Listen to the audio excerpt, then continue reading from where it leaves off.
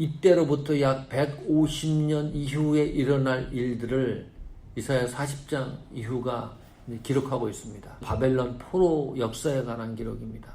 유다 민족이 바벨론의 포로로 잡혀가는 그 역사적인 미래적인 상황들을 기록하고 있습니다. 너무나 생생합니다. 고레스 이름도 나오고요. 너무나 현실적이기 때문에 신학자들 사이에서 논쟁이 일어났습니다. 아무리 생각해도 이사야 40장 이후는 다른 저자가 기록했을 것이다. 이사야 혼자만의 기록이 아니다. 이렇게 생각을 하는 거죠. 제2저자, 제3저자, 제4저자 뭐 이렇게 쭉 얘기를 합니다.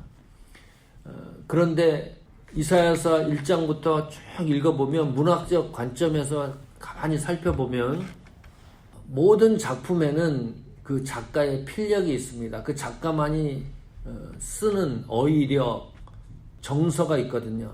이사야서 1장부터 66장까지 잘 연결된 것으로 봐서 이사야서 혼자의 저술이다. 그렇게 생각하는 거죠. 그리고 논제가 통일성이 있고 어떤 문학적인 구조 이런 것들이 다 통일성과 연관성이 쭉 되기 때문에 이사야서는 이사야 선지자가 쓴 서신서가 맞다. 그런데 지금 이사야 선지자 시대, 이 시대에 어떤 현상이 일어났냐면 이스라엘 민족이 분단 국가였죠. 북쪽은 이스라엘이라 그랬고 남쪽은 유다라 그랬습니다. 북쪽 이스라엘이 아수르라는 나라에 멸망을 당했습니다. 어느 날 갑자기 사라진 거예요. 지구에서. 전쟁에서 이제 패배한 거죠. 그때 이사야 선지자가 유다 민족들에게 이사야에 나오는 이 말씀을, 복음을 증거한 겁니다.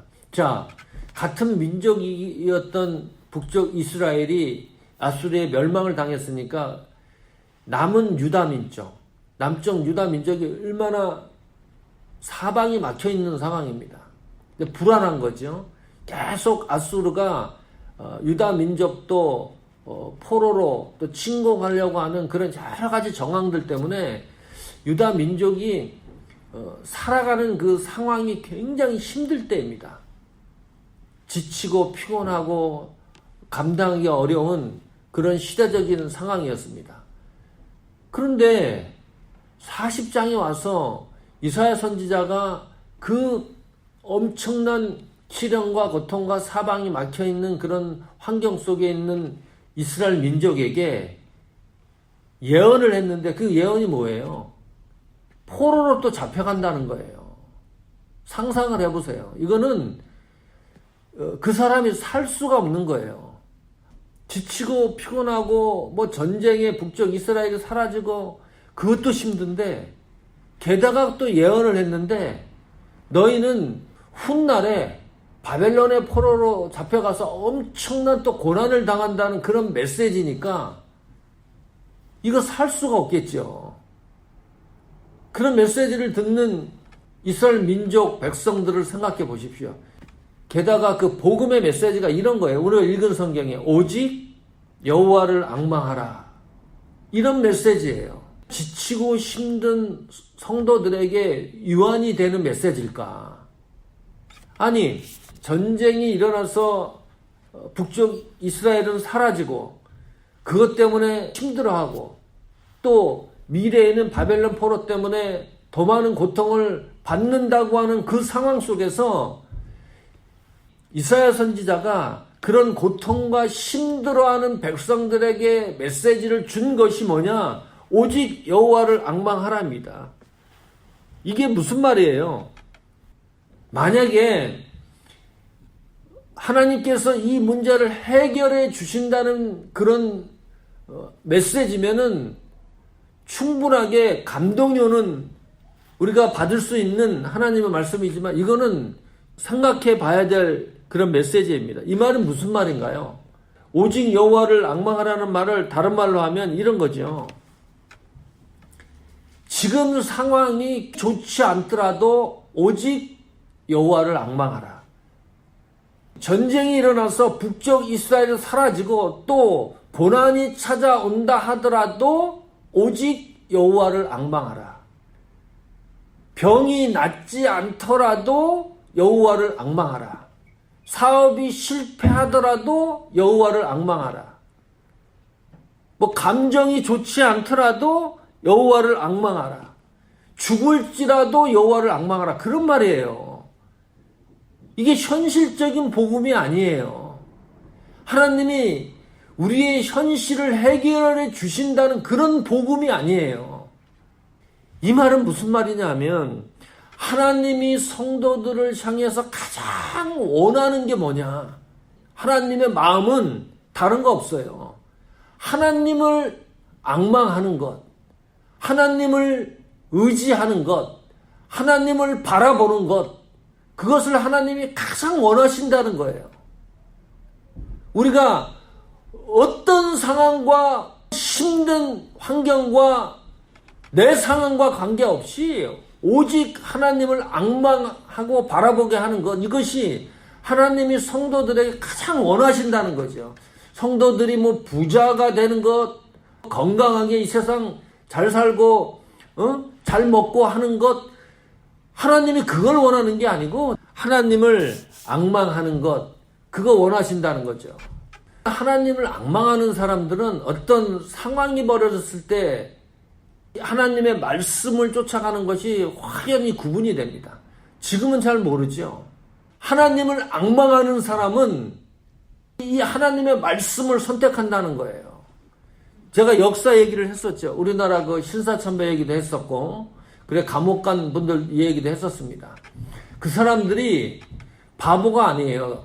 자, 우리나라 일제 강점기 때 예수 믿었던 사람 인구가 몇 명인지 아십니까? 40만이었어요. 지금은 1000만이 넘죠. 우리나라가 1200만 정도 돼요. 그러면 한 4명 정도, 5명 정도 있으면 예수 믿는 사람들이 한두 명이 꼭 있는 거예요. 40만이었었는데 그때 강점기 때 신사참배 문제로 옥고를 치렀던 사람들의 숫자가 약 역사 기록에 보니까 2,000명이에요. 40만에 2,000명 적은 숫자예요, 사실은. 그러나 총회에서 길을 터놨어요.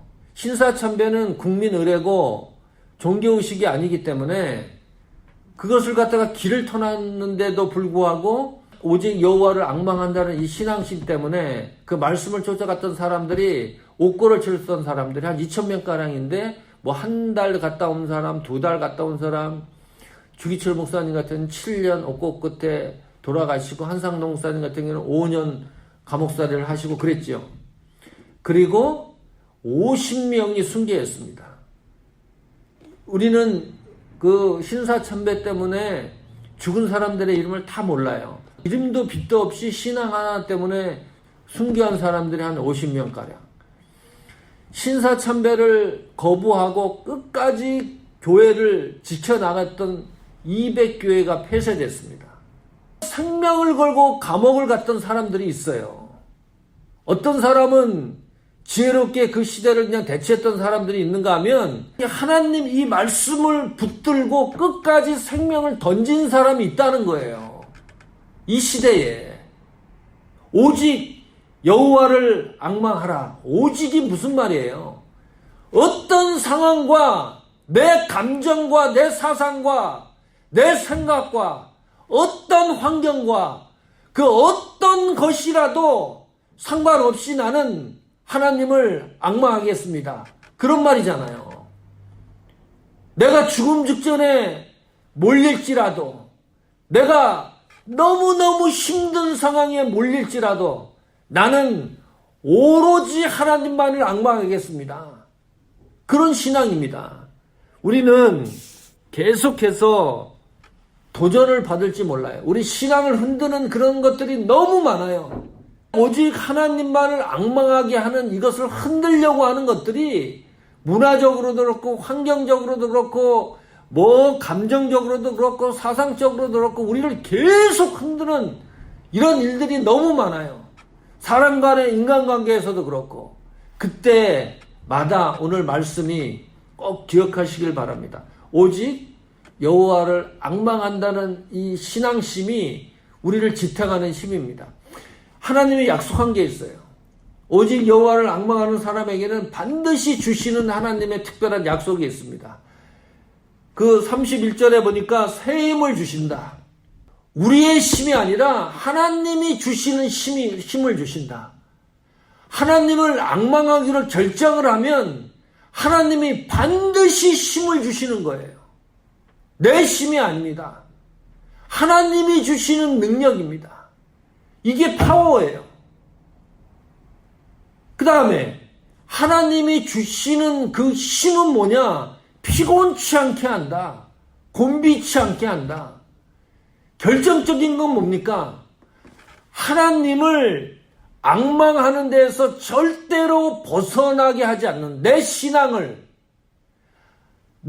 이 믿음과 신앙보다 중요한 게 어디 있습니까? 이 세상에. 하나님 안에서 존재하게 하나님께서 붙들어 주신다는 약속입니다.